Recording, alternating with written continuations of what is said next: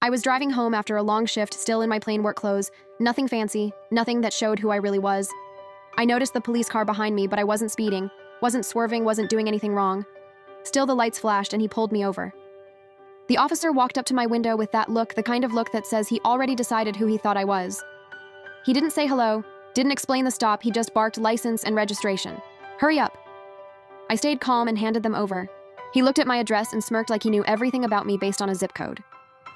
He kept asking questions, interrupting me before I could answer. Where are you going? Why are you driving so late? You sure this is your car? Then he said something that made my blood boil. People like you always act innocent until we check your record. He didn't know who he was talking to. He thought I was an easy target, someone who would shake, get scared, and apologize for breathing. So I let him dig his hole a little deeper. He threatened to tow my car even though he had no reason. He said he might write me up for something unspecified. He kept trying to intimidate me, but I didn't raise my voice once. Finally, he asked if I had anything else to say before he wrote a citation. That was my moment. I calmly reached into my bag and pulled out my wallet again.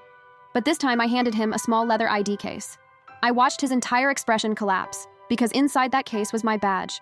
I was an off-duty attorney for the city and a legal consultant for police misconduct cases. My job literally involved training officers on proper conduct and documenting when they violated it. The color drained from his face.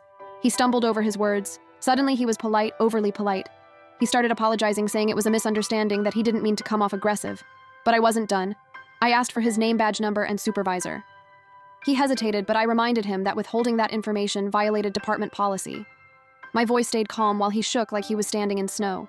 The best part was when his supervisor arrived on scene. The officer tried to spin the story, but the supervisor took one look at me, saw my badge, and said, "This stop is over. Officer, we will be discussing this." I left without a ticket, without a warning, without anything. I drove away knowing he learned a lesson he needed. He thought I'd be an easy stop until I proved him wrong.